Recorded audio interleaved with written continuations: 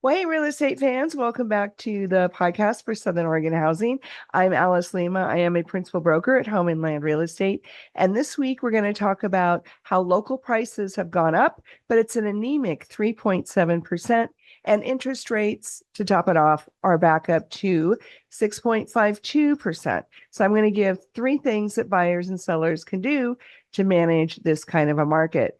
Now, just to get everybody on the same page, the existing home sales for the quarter ending in May 2026, the existing home prices went up 3.7%. So they're now averaging $425,000 versus 410, and that's Jackson County. Josephine County current prices are averaging 358,000, up from 357,000.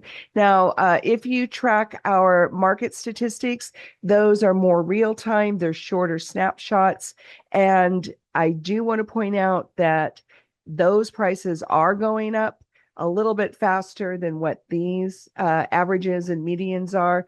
So this is why we want to talk about it this week. So I want to speak to the buyers first.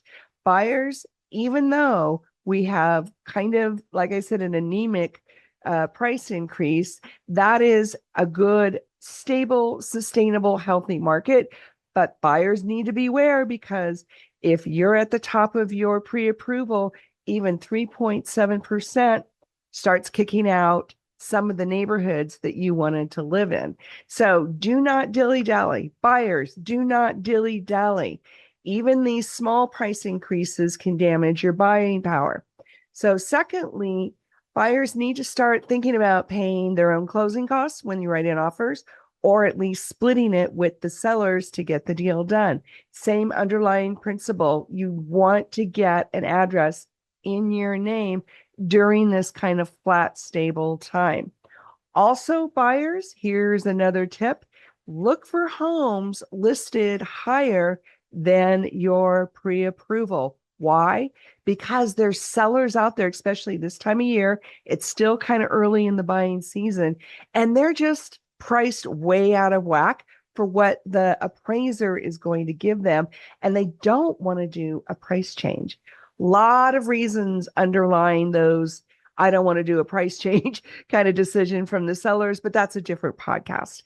So, buyers, do not worry right now about looking higher prices. Write your offers at market value, because there's plenty of sellers taking lower offers instead of doing a price change.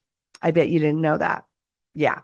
So, sellers, what can you do? Well, if you are priced way over your neighborhood, just beware that even though buyers may not watch my podcast, they're going to write you lower offers, if they're going to write you offers at all. So you need to really take stock of your pricing. Even though it's early and you think you're going to do a price change later in the season, we've seen how dynamic the world is right now. Things could change overnight, and then you don't have this nice stable market. So sellers, do take an honest look at your pricing. Acknowledge that we just only have 3.7% appreciation. That is a flat, sustainable market, and it's likely to be that for 5 years. The financial pundits just this week, we're starting to predict flat market 5 years. So, sellers, here's number two. If you really need or want more money for your house, then you need to take your house off the market and wait it out 5 years. It could happen in 3, but plan on 5. Okay. So that's number two. Number 3, take seriously any offer, sellers, especially if it's cash. The buyers have been beat up for the last 3 years. I'm not taking their side. I'm equal bad news in this kind of a market, equal opportunity bad news. But we've had sellers not even counter low offers, and you really need to. You need to treat every offer seriously because it could be you that are wrong. Now, again, I'm not picking on you, but buyers always come in lower, right? Everybody thinks they're Warren Buffett. So do give them the consideration of doing a counter. It's not a strong enough market for you to get away with, seller. You can't get away with just throwing them to the side and thinking they're going to come back. That's not the kind of market we have. And also, just a side tip, sellers, don't drag out the response time, even if they give you a lot of response time. If you get an offer and it says you have 2 or 3 days to make up your mind, don't do that. We've actually had buyers change their mind in the middle of the response time and withdraw cash offers. There's too much inventory right now. They have too many choices. Buyers can also wait out a market if they want.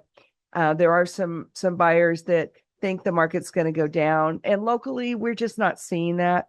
We're not seeing that nationally either. But anyway, my point is, sellers, take every offer seriously. And if you don't like it, plug your nose and counter. Okay. All right. So that's our podcast for today. I want to talk to you about your real estate. We've got a flat, kind of sustainable market. This is a great time to increase your portfolio. It's a great time to start moving things around. If you have a really, really big ranch or 3,000 square foot house in the hills, and you want to downsize, this is a great time to do that. You actually have a lot of choices. If you're wanting to buy the home of your dreams, you also have a lot of inventory. So it's a great time to do that. And the rental market is also flat. And you can look at our Home Nest property management videos that we put out periodically, and you can see that, but that creates opportunity. There's nothing wrong with sustainable, flat, stable markets. It gives us some breathing room. And in Southern Oregon, that's not always what we get because we are desirable. We frequently outpace the national average because we're just that kind of a local environment. So do take advantage of this and call me, text me 541-301-7980, 541-301-7980. I want to be your agent. I'm a great listing agent, great buyer's agent. I'm an investor myself, so great with investors. And I want you to like and subscribe to our podcast, okay? It helps a lot. In the meantime, hug those you love. Have a beautiful Southern Oregon weekend. We'll see you next time. Bye, folks.